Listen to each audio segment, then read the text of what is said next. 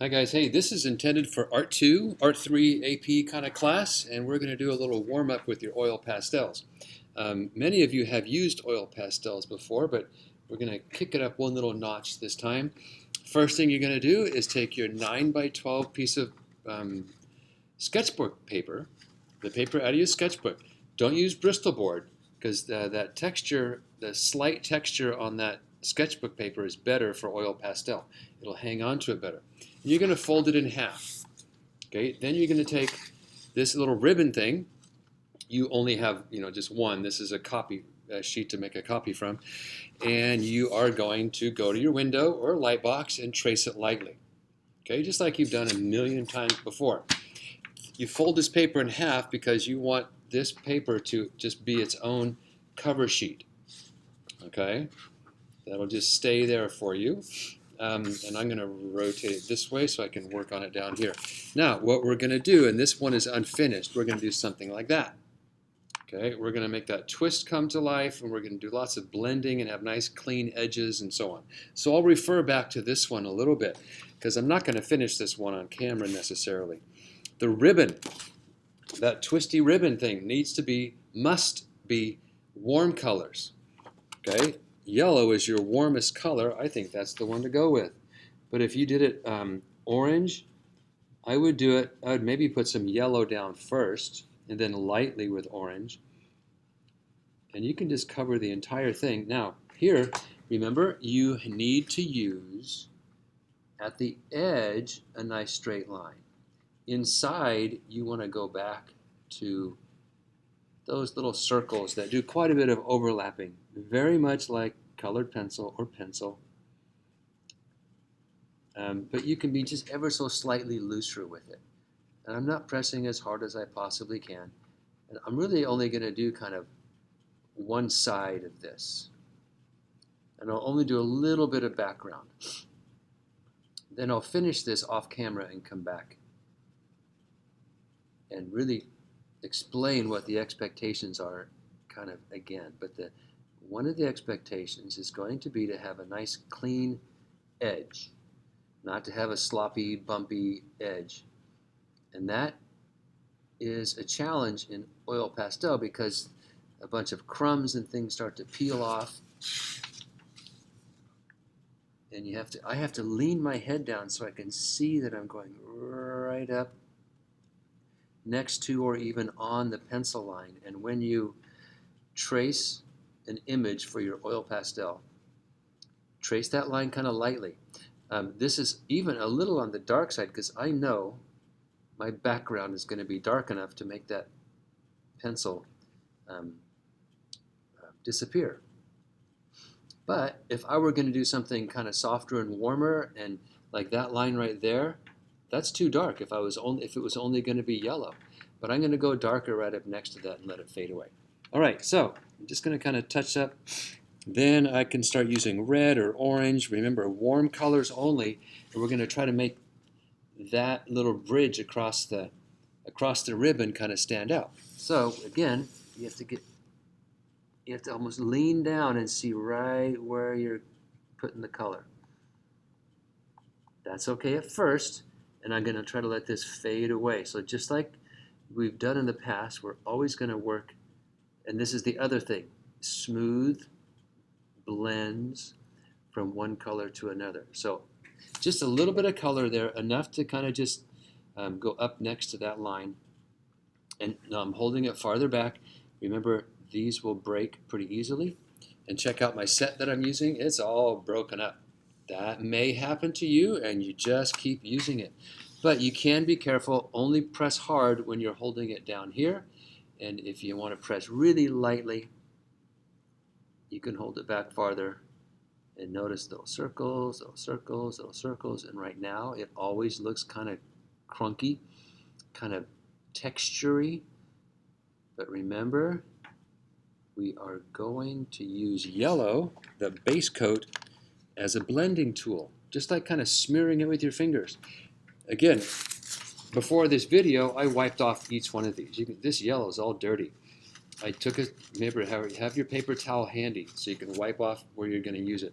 Now I'm going to go in that direction Put lots of little circles. See, it's already starting to let that blend in there. Now I'm going to press a little lighter over the darker orange. Now as I come back out, I'm going to press a little darker to try to get a decent little blend there. Again, if I see evidence of that kind of shading, it's going to go way down. All right, so there's a nice little blend. In the sample, there is another little blend on the outside edge. I'm not going to require that, but that's good practice if you did that. I'm not going to do it on this one just for the length of the video. Now the background needs to be cool colors. And I'm going to make sure you leave at least 3 colors back here. And each one blends into the next. This one has 4, dark blue, light blue, that lime green, and into the darker green. I could do dark blue, like any 3 of those. And it doesn't matter where it blends. It doesn't have to, it can kind of blend more at a diagonal.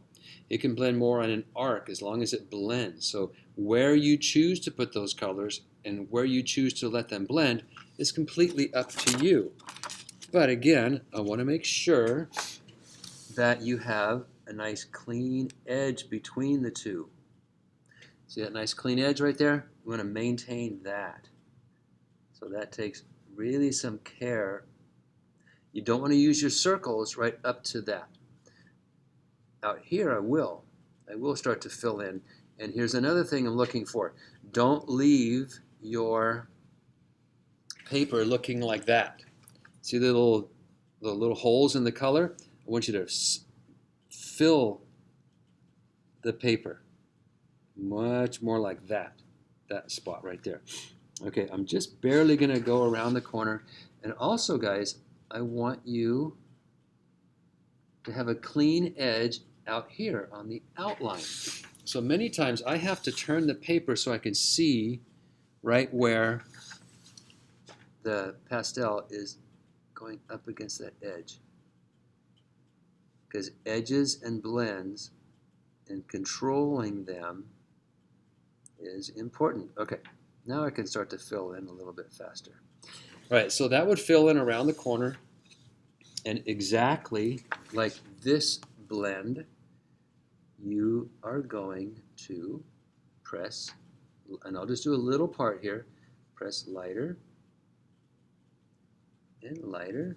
And again, just like colored pencil, you need to let it fade away, fade, fade, fade, fade, fade, fade. And again, out here it looks kind of scratchy, but that next color that blends into it will help wipe it together. I'm just barely touching it, and it's still making some marks. So let's use the darker green. What the heck? It doesn't matter which cooler color you use. There is this dark blue-violet color too. That's a fine one to use because you have a set of 16.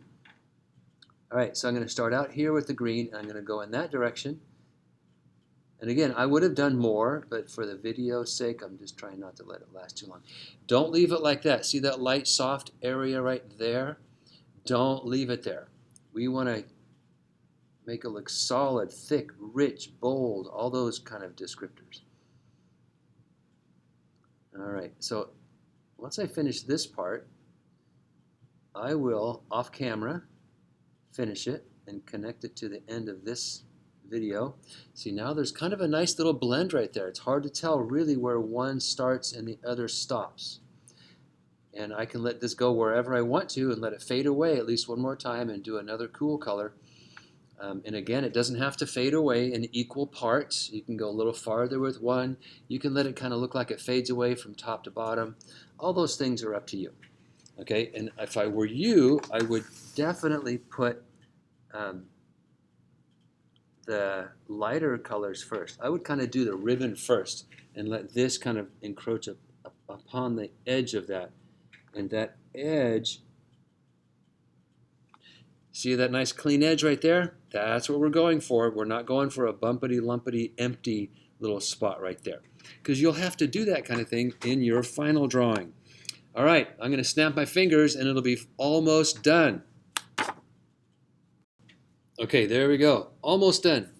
And you can see where I've gone from the darker, from the from the navy blue, that kind of darker blue. This one's even that darker blue violet over here. It looks almost the same to me, but this one's a little bit darker. Each time I let the first color fade away. Each time I let the other color fade into it in the opposite direction, and I use the other color, the first color, to kind of help blend it. But over here, you can see I use that little bit of that sky blue right here, let it blend into the green, and let the sky blue kind of fizzle away. And again, I need to repeat that it looks kind of scratchy at first. Okay, that is okay. Because then when we come around with this, and again, try to get a really clean edge right up against the yellow and a pretty darn clean edge on the outer edge. And we use our little circles, and this won't take long. I'll try to, and then we're going to keep pressing kind of hard until I kind of cover up the white speckly stuff coming through. And to me, I always have to turn the paper like this so I can really see where, especially right there on the edge. And try to let that fade away, fade away. Now I'm going to start to let this dark blue violet get a little bit lighter and lighter. And watch, it's going to look splotchy until I use that blue over the top of it again. Now, a lot of people will sometimes use white to help blend it. I wouldn't do that at first. I would use the color first. So here's that sky blue color. I'm going to start pressing firmly and go back over that dark blue violet. Now I'm pressing lighter. Again, you might have the tiniest little specks of white showing through, but you don't want that to be a main feature. It should be essentially completely covered. Now, right now, you can kind of see an edge of where the blue is. Now I'm going to barely touch, and oil pastel, you can use your finger a little bit. Just a little crisscross. Just don't smudge it like that. Just a little crisscross back and forth right over where those two colors blend over each other. Now, not pressing really hard. There's a little firmness to it. But that sometimes helps. That kind of got that nice little blend. Now, these blends are definitely different from colored pencil. You can kind of see where the colors are. I'm going to do a little more green right there to try to smush that blue away. Okay, that is done. Now, there's one more little trick I want to show you, and that is if you have an edge, and I already did it a little bit, I'll do it right over here. See this little corner? Let's think I want to clean up that edge a little bit. I'm going to take the lighter color, I'm going to take the yellow, and I'm going to make sure it's clean, and I'm going to try to draw one single line where the tip of the yellow, half of the yellow is on the yellow, and the other half of the tip is on the blue. And I'm going to try to do it with one single line. I'm not going to do this. So I need to lean over and kind of look where I'm going. And it doesn't make a huge difference, but sometimes it just helps kind of clean up that edge. Now I got some blue on there, so if I want to do it one more time, I need to find a clean spot and just kind of go over it one time, and that kind of cleaned up that edge kind of nicely.